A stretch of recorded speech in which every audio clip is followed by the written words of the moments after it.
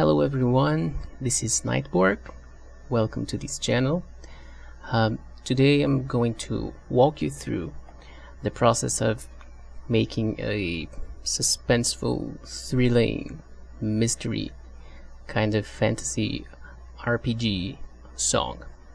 If you want to jump into the tutorial, I will leave a timestamp here somewhere in the video so you can click and go straight to it. But before, I'd like to make a few remarks on what we are about to do. First of all, I would like to say that I am not a professional.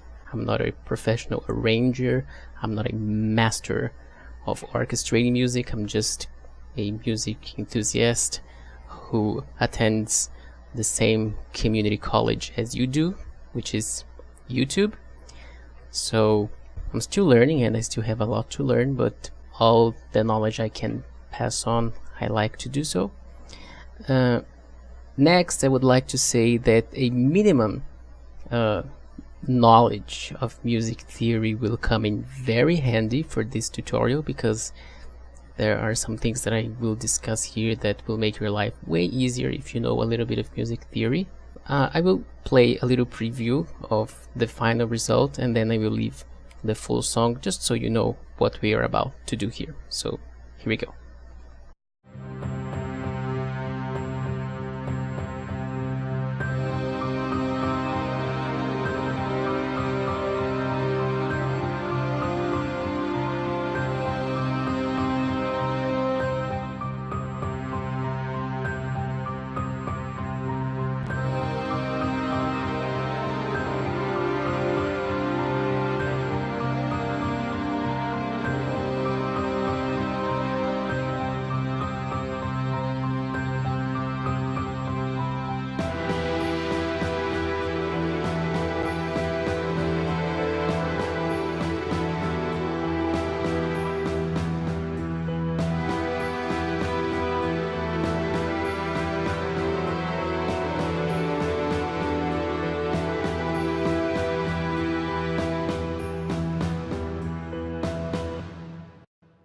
Okay, so this is kind of a tension moment, kind of Final Fantasy VIII parade, something like that.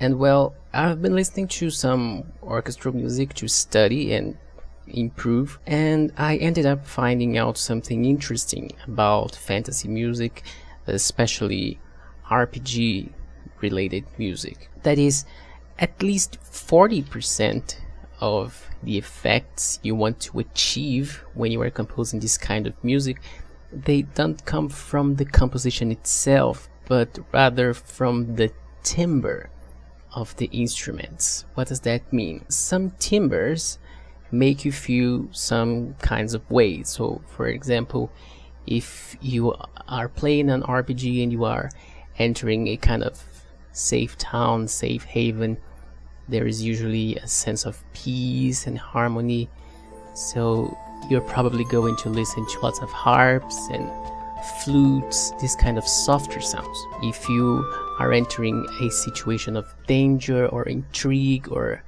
issue to be solved, or something big is about to happen, which is what we're aiming towards in this tutorial, you are probably going to listen to lots of lower register strings and also instruments that belong in the brass section, like trombones and tubas, sometimes French horns, maybe church organs. If you were like in a boss fight, you were probably going to listen to a fast-paced bass guitar with lots of spiccato strings and this kind of thing. So that's what we're going to discuss today. So let's get started. I have a second instance of FL Studio open here. Just for the sake of this demonstration, I'm going to use this library. In a moment I will tell you which libraries I used to create this song. This one is called Edurol Orchestral. It's not the best, but I've used it in most of my compositions to date.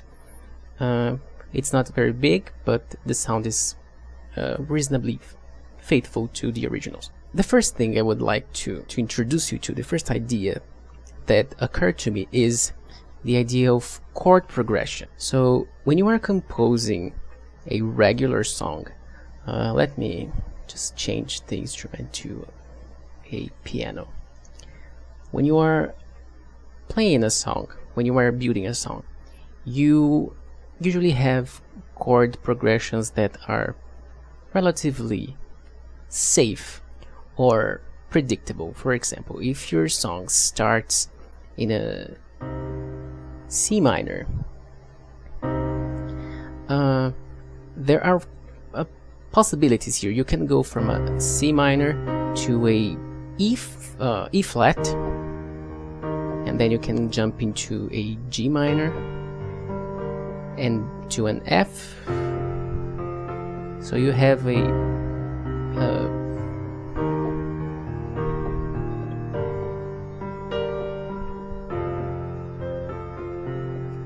so nothing groundbreaking here, so it's kind of expected. There is no surprise here. And when you are building a song that conveys the idea of mystery or intrigue or tension, which is, I think, the best word here, tension, you want to go to the unexpected. So for example, if your song, which is my case, the song you are going to work with today starts in a C minor, from a C minor you can think, which unexpected chord can I jump to? So in my composition I chose to go from a C minor to an E minor, which makes absolutely no sense, because there is like a inharmonic thing here. You have a E flat here and then a natural E, which is, they don't belong in the same scale, so there is this kind of break and strangeness aspect to the thing. It kind of doesn't make sense.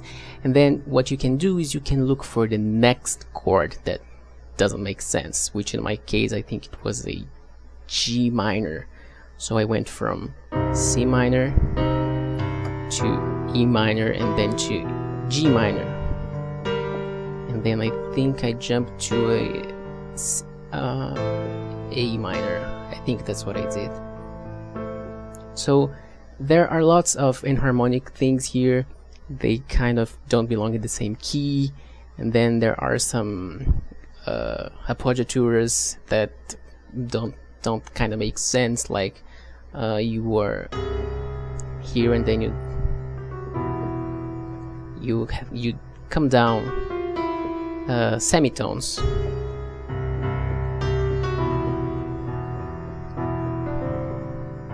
So doing things that sound inharmonic or nonsense help create this kind of effect that we are aiming towards here. But there is more to it. We are doing things with a piano here. A piano in itself doesn't bear the idea of intrigue or mystery. So what we're going to do, we're going to change this piano into a cello ensemble. Where is it? So when you do this,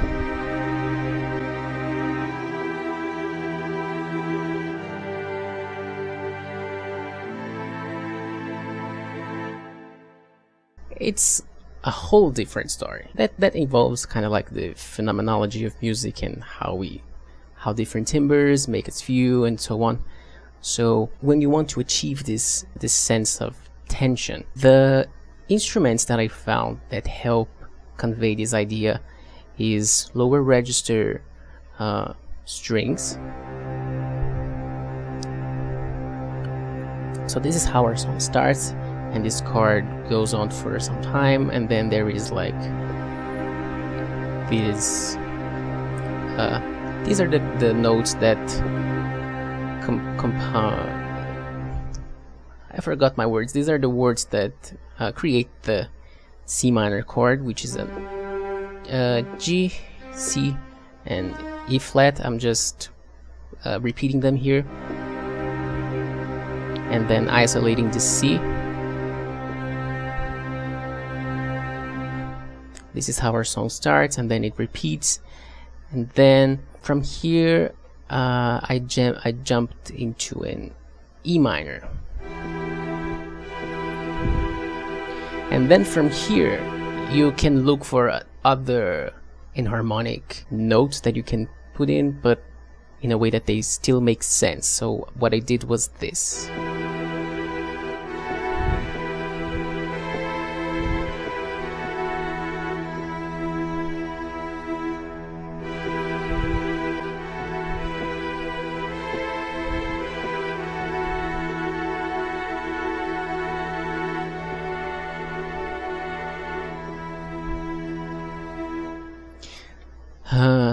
And that's it for the most part. Just look for chords that don't make sense and harmonic spellings, and then you can create from here. Let's check the song in its full version. So what instruments do I have here? I have a bass, orchestral bass, cellos, a bass guitar, trombones, organ, spiccato, piano, and these three percussion are from an orchestral percussion kit, which I'm going to discuss in a second. So let's break through this song. The beginning are just what I mentioned, just building up some tension, and I have this bass guitar marking the tempo.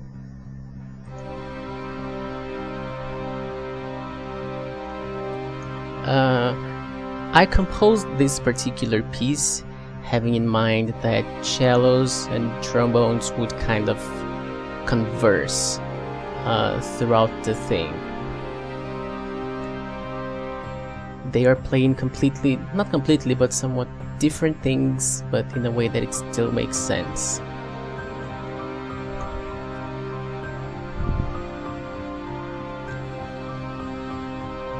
High-pitched piano also helps build intrigue and interest.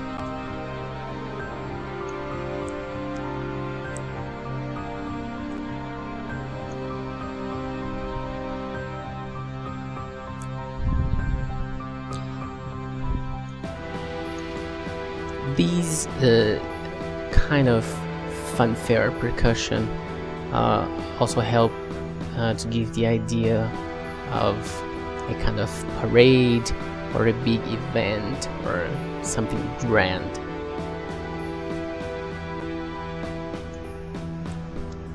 And then I have an organ together with spiccato strings, which give the idea of action and things happening.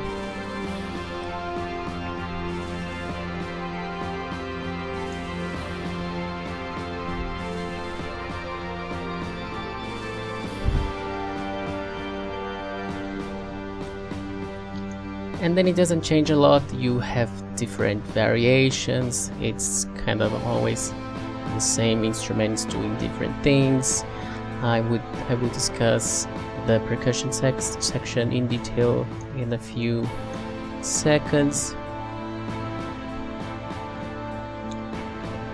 You can notice that cellos, and especially the trombones, the tubas and French horns, have a big importance here. And that leads up to the ending of the song. Now I will tell you in a little more detail about the libraries that I used to create this.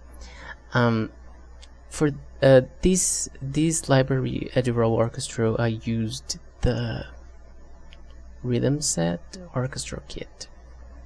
It has a lot of very interesting sounds. The ones I used were this kind of kick drum, and this snare, together with this snare roll kind of thing, which gives a fanfare character to the song. There are also, where is it? I'm looking at my MIDI controller. I think here. All kinds of good crashes with plates and things. These ones were the main ones I used. There are also some of these and these and this. There are some triangles. Oh, not this here. It gives the idea of a ticking clock or something. Time is running, you know. And also these kind of shakes. I don't know what they are. Not this. This. These two ones occur. So this is a raw orchestral. I also used where is it? East West Quantum Leap gold strings, gold edition, for double bass, cellos. They're kind of hard to understand, but once you get it, they are very good. And the good thing is that the library is not humongous. It will not eat up all your hard disk space. I think it's this one. This is about 20, not 20, it's about 13 to 15 gigabytes of hard disk space.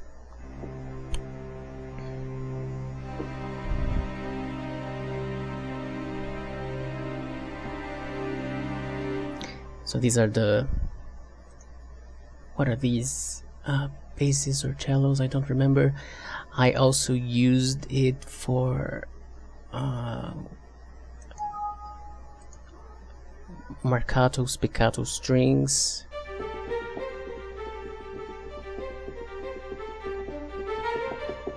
They sound very good. Also the trombones.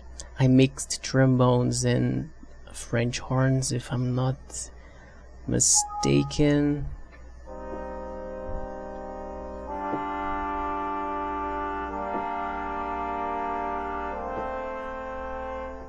Yes. I also used Miroslav Philharmonic. This library is a little bigger. I think it's about 20 gigabytes, but it has a beautiful selection of organs. Where is it? Classical keys. I think I used cathedral organ number 3.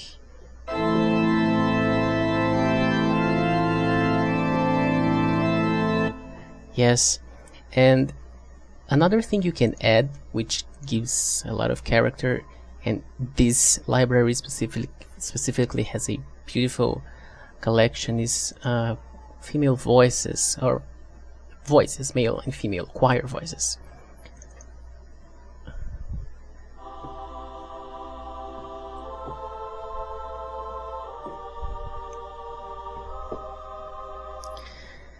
They have male, female.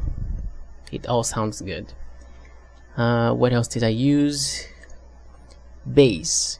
For the bass guitar, I used this very nice free. It's actually free VST called Ample Bass P2 Lite.